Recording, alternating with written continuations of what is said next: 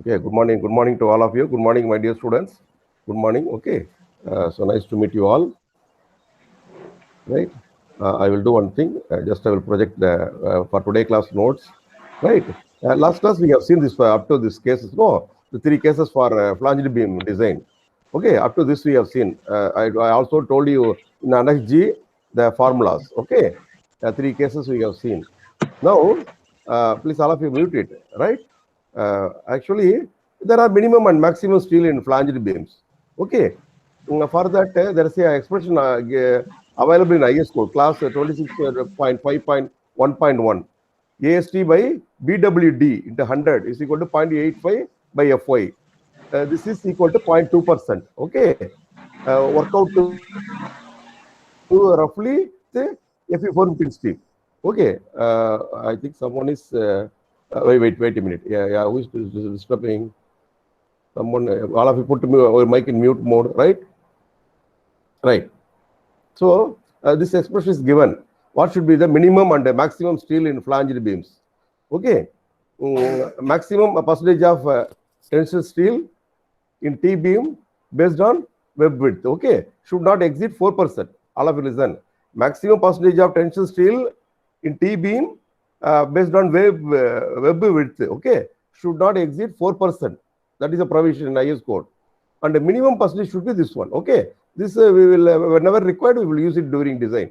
And transverse steel. As pointed out in the beginning of this, okay, transverse steel in the T-beam slab extending to full effective width of the slab of ultimate, okay, almost at the most importance for the proper T-beam action. Okay. Actually, this will be 50% or 60%, yeah, 60%. That this amount should be provided at the top of the slab and should not be less than 60% of the main reinforcement of the slab at midspan. Whatever reinforcement you have provided at the midspan of the slab, in that it should not be less than 60% of still provided. Okay, for the monolithic action of the beam and the slab. Okay, for that you have to provide transverse steel. So these are the provisions, only two provisions. Okay, more than sufficient. So we will go to some problem. We'll see some problem now.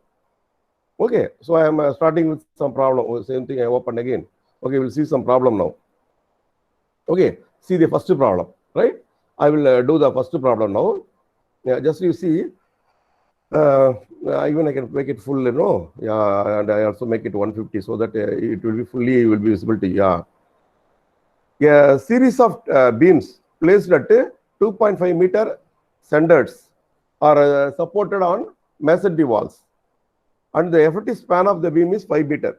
It is supported on masonry wall, but the effective span itself given as 5 meter.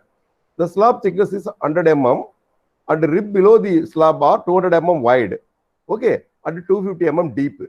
Only the rib portion given. 200 mm wide and 250 mm deep.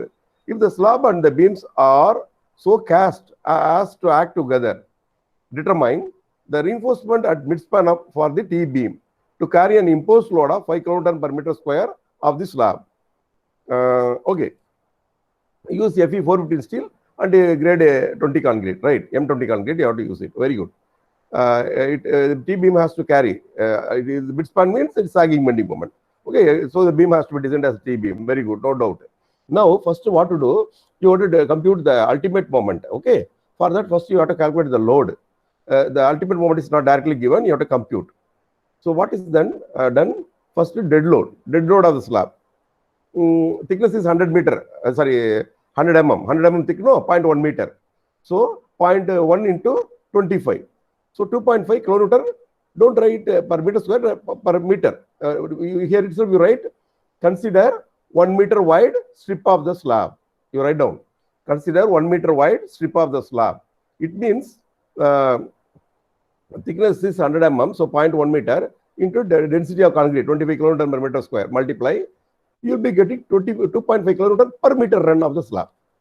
Okay, like that you write. Finishes you can add 1.72 kilonewton per meter run of the slab. So put together, see finishes, this author has used 1.72.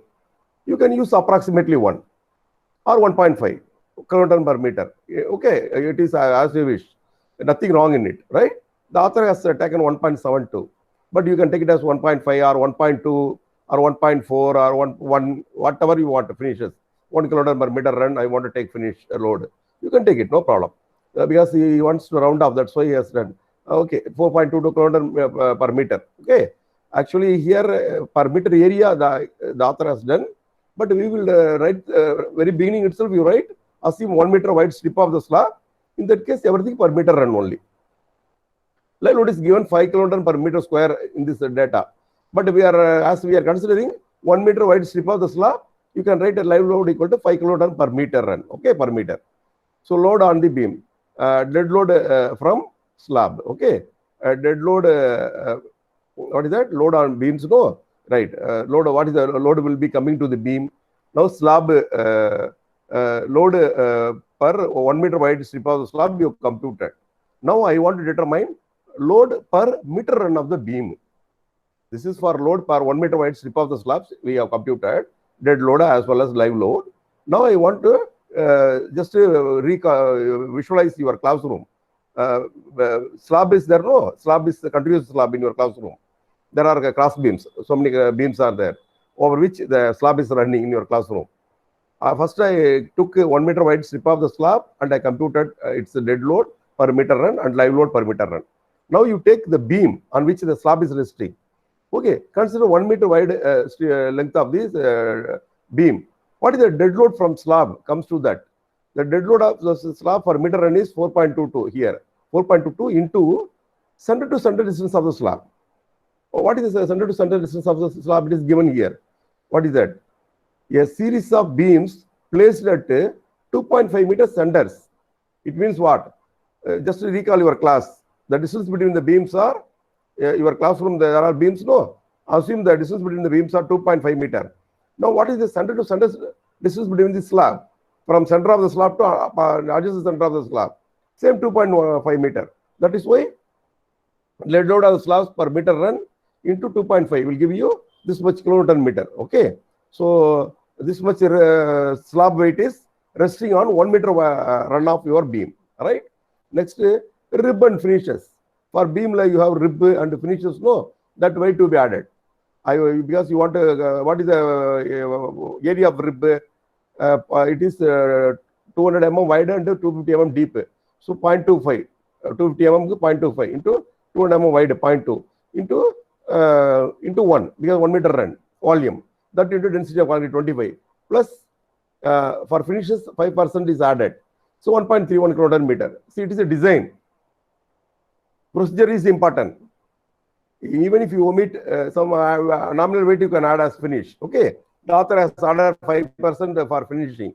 Okay, because you will be doing plastering and all in the beam. No, that's why finishing weight also added. All right. Total dead load is 11.86 kilonewton per meter. See, this value will differ from person to person based on how you decide things, right? Total dead load. Today I have a severe cold. I have throat infection also. I could not speak, but however I will try to finish for a few minutes. Right. So total live load is equal to 5 into 2.5. Okay. What is total live load? Live load is given as 5 kilonewton per meter square. No, that is per meter run. Already we live load in the slab per meter run is this much, 5 kilonewton per meter only. Okay. What is the live load per meter run of the beam? If you want, see 1 meter wide slab is resting on beam. So what is the length of the in the perpendicular to the beam? Just imagine from center to center distance of the slab. So the live load acting on 1 meter wide strip of the slab from center to center of the slab. Okay, that is 2.5 meter. So 5 into 2.5 meter, 12.5 kilonewton meter load resting on live load which is transferred to the slab resting on your beam for 1 meter length of the beam. Okay.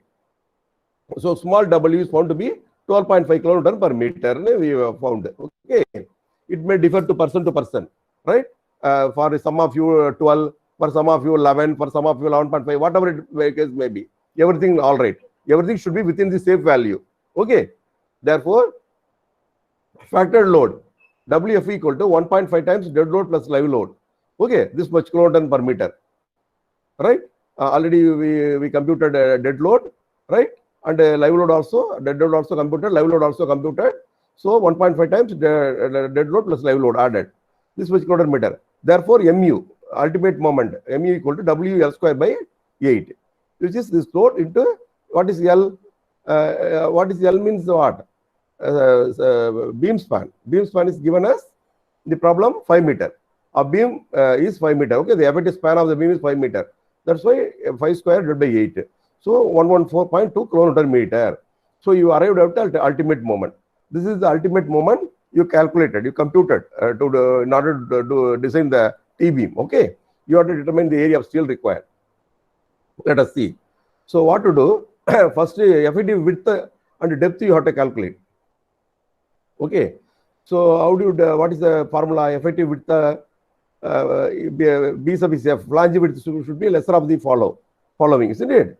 L naught by 6 plus BW plus 6 DF. What is L naught? Point of contraflex distance, isn't it? It is a simply supported beam. That is why center to center distance, okay? Center support distance. So 5 divided by 6 plus 0.2. Width of web is 200 mm, so 0.2 plus 6 into DF. The slab thickness is 100 mm, so 0.1. So 1.63. Center to center distance of beam equal to 2.5 meter. Center to center distance of beam, okay, is equal to 2. Wrongly given. Please see here. 1.63 meter is right. Center to center distance of this not beam, slab. Center to center distance of slab is 2.5 meter. So whichever is lesser, 1.63 is lesser. Calculated using this formula, that width is the effective width. Okay. Therefore, B suffix F, effective width of flange equal to 1.63 meter, that is 1630 mm. So you have determined the effective width. Center to center distance of slab, here it should be. Beamly wrongly written. Okay, please remember. That's what. So you computed the effective width of the portion of the slab which is involving in offering moment of resistance. Okay, very good. Next, you have to proceed this problem.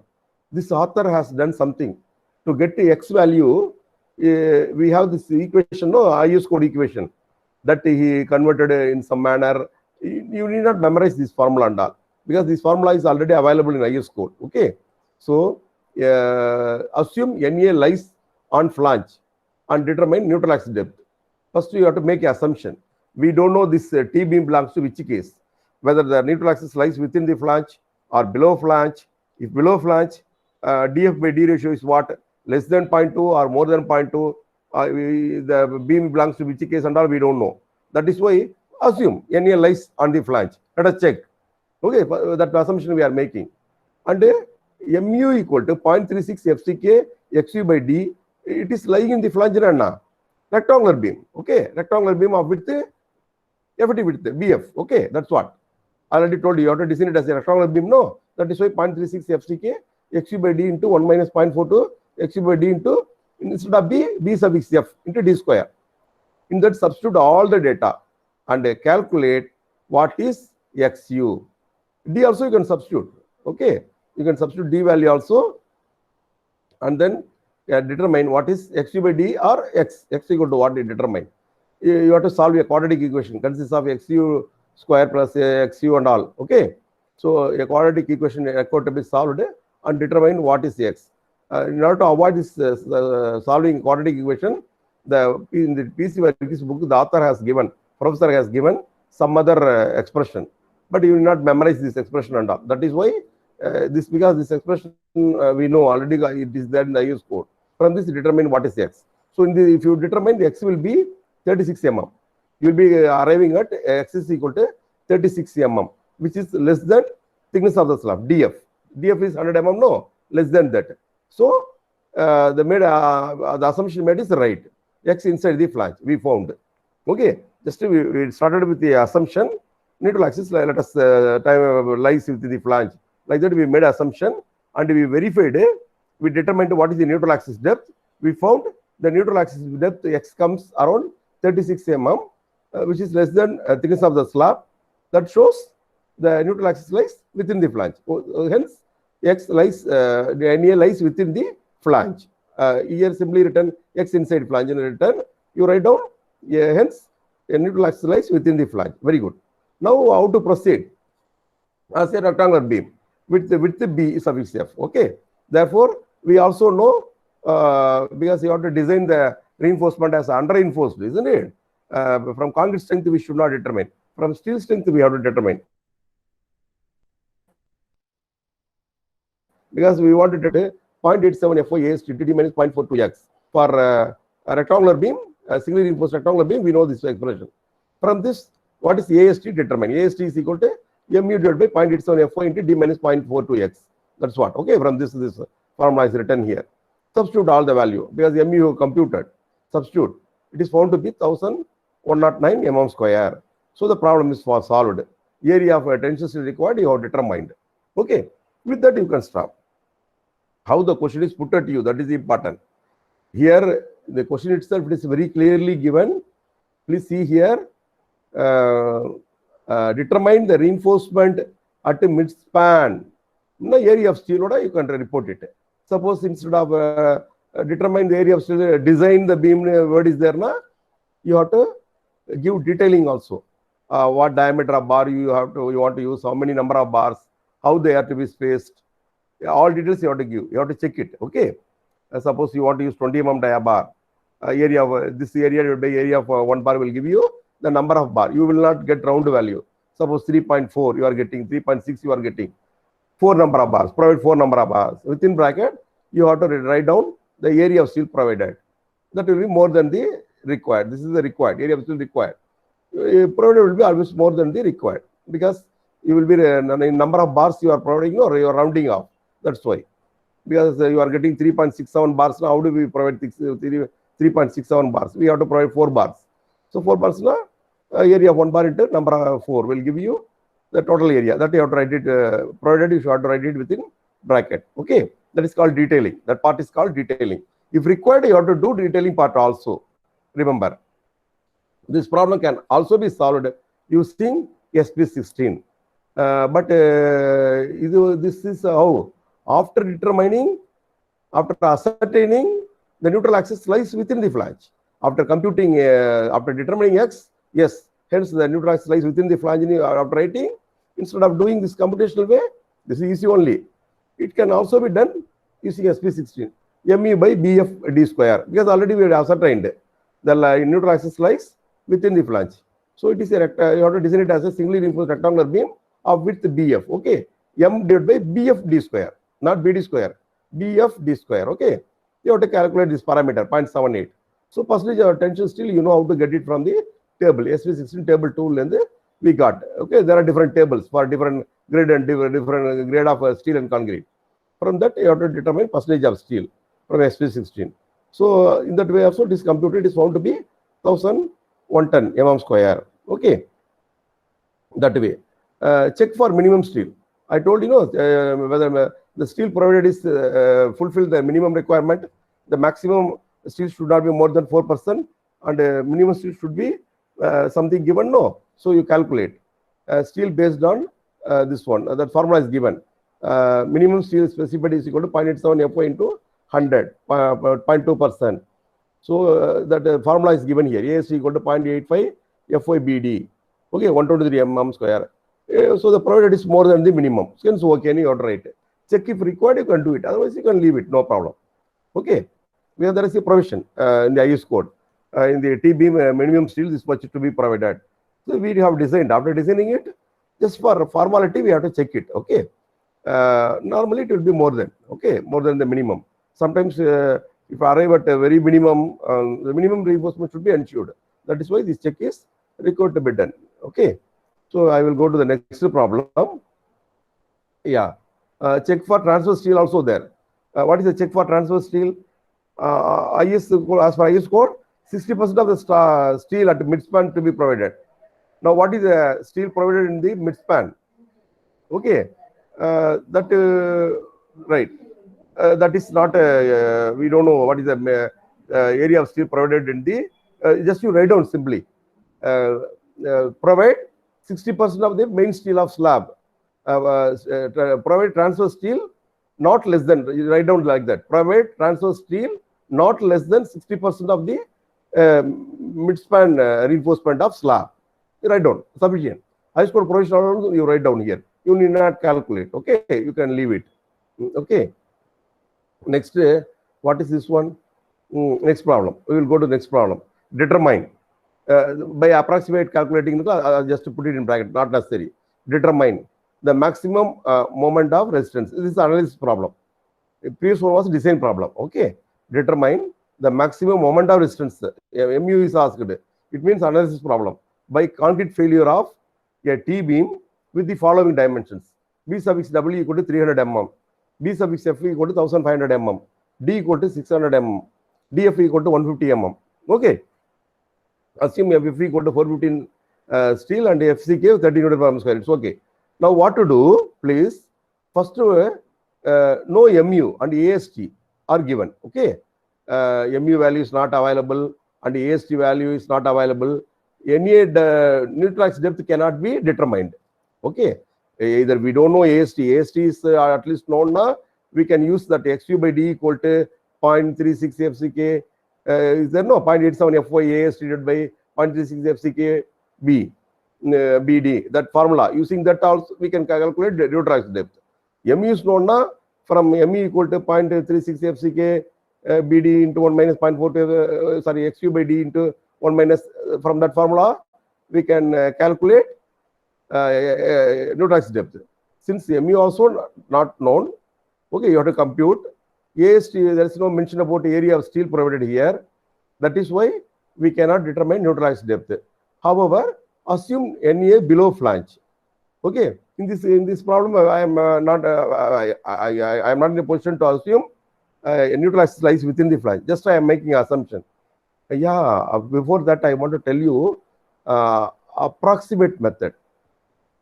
Okay, this is I put an arrow. This discussion comes afterwards, not now. Okay, this discussion comes afterwards. What I am doing, there is an approximate method available. What is that?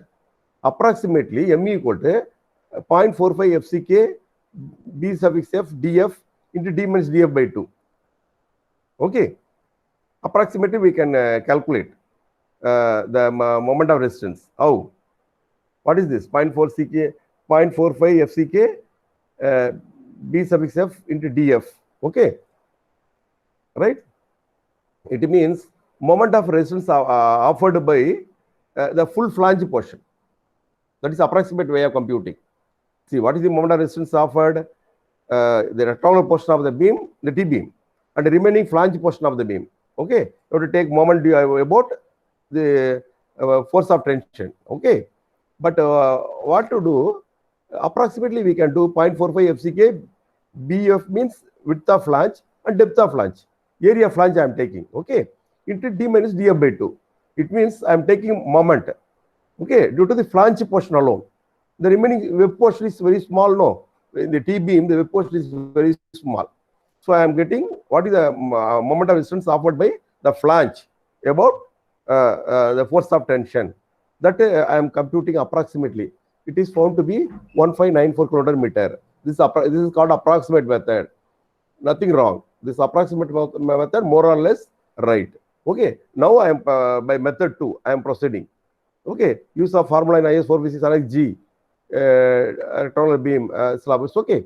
Here you have to write no MUST. Assume NA below the flange. I am making an assumption. I am computing the DF by D ratio.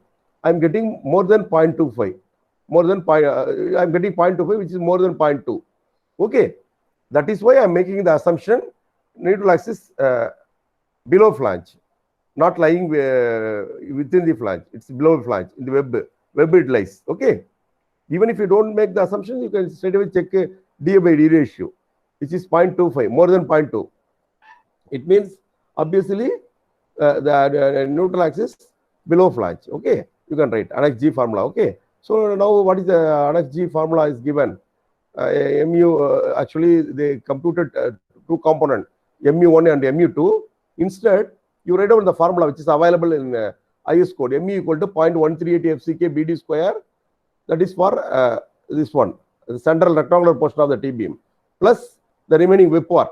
The remaining web part of the T-beam, no, 0.45 FCK BF minus BW YF into D minus YF by 2. That formula, which is available in Annex G. Okay, that formula, instead of, because that's what I have shown here. This part is written here. This is nothing but 0.13 FCK BD square. Okay, this will finally it will end up 0.13. If you put all the values here, 0.138 FCK BD square. Okay, this is this part written here, mu2 as mu2. Instead of doing this way, you can straight away write the formula and substitute all the data. And how do you get this YF? YF equal to also given in that IUS code. Okay, Annex G let is available. 0.15 XU plus 0.65 DF. Okay, substitute it. You will be getting this. Substitute the data, given data. You will be getting YF equal to 140.7 mm. Then you substitute that one in this formula. Substitute all the data in this formula. Finally, you will be getting 1654 kilonewton meter.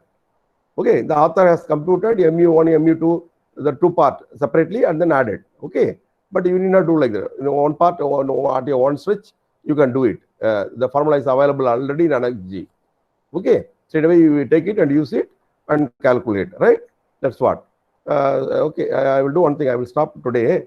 The remaining problem we will see in the next class because I have severe cold, throat infection today. So, okay, with this I will stop it. Okay, I will record your name for attendance. Just I will record your name for attendance. Very good. Many of you are attending. Very good. Really, I am so happy to see. Majority of you are attending. Very good. Right. So I will record your name for attendance. Right.